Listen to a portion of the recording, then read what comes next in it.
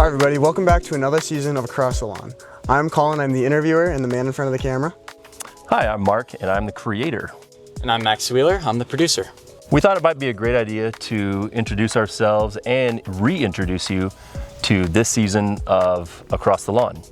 And before we get going with why we do what we do and how we do it, we thought we might want to thank everyone who was part of our first season of Across the Lawn, all the people we interviewed last year. Everyone was great and made this experience that much more fulfilling and successful. A little bit why we do what we do. I think the biggest thing is to give our students the opportunity to learn about the Spokane community, also to allow ourselves and the school to build relationships with people, outside the school, kind of just continue to create that feeling of community and awareness. Yeah, like Colin touched on, this is all about connections. The connecting St. George's with people outside Spokane, connecting St. George's with other people inside St. George's. And honestly, to build the spark of curiosity, one of our main goals of Across the Lawn was to not only illuminate what our own students and faculty and administration and staff are doing here in our community, but bringing community members from the greater Spokane area so that we could give our community a chance to build connections and relationships, but also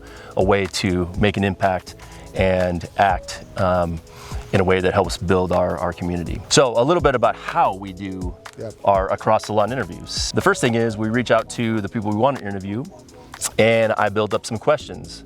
At that point, I kind of pass it along to Colin.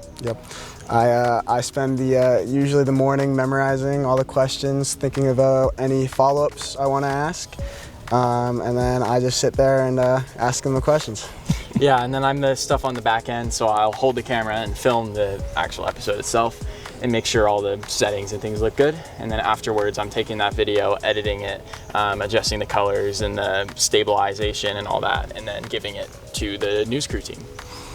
So far, we've been really excited and proud of what we've been able to build with our Across the Lawn series, and we're excited to bring you a second season. Now let's go back to May for our first interview of season 2 with Women and Children's Free Restaurant.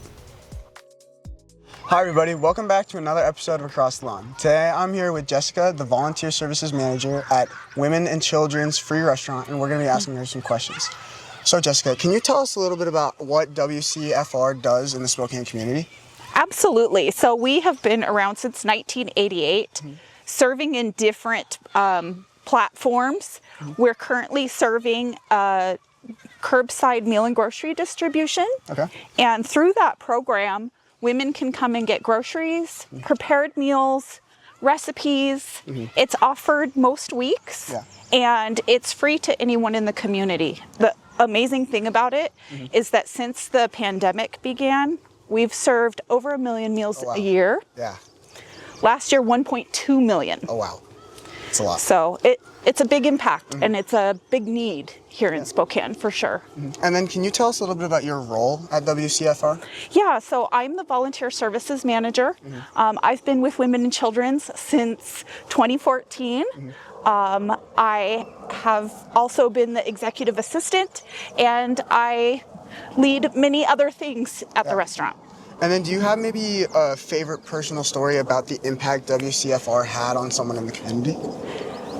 Yeah, we hear stories all the time, especially curbside, from the women and how our services impact them.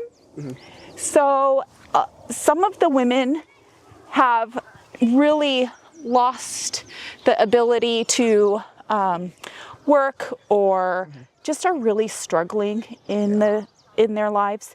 And food from our organization sometimes is one of the main ways that they're getting that food resource. And so, of course, that impacts their health, their mental health, their financial stability and ability to pay for other things.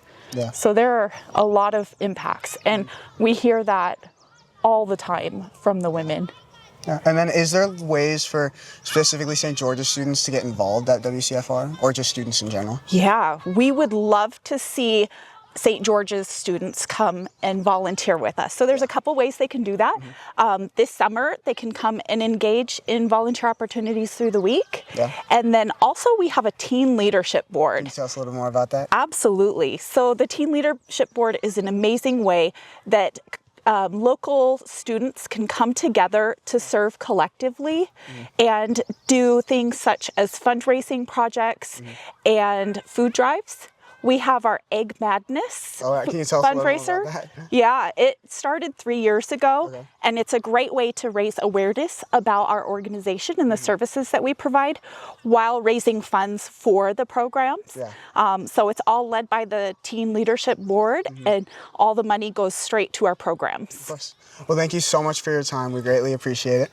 My name's Colin Brennan, and thank you for joining us on another episode of Across the Lawn.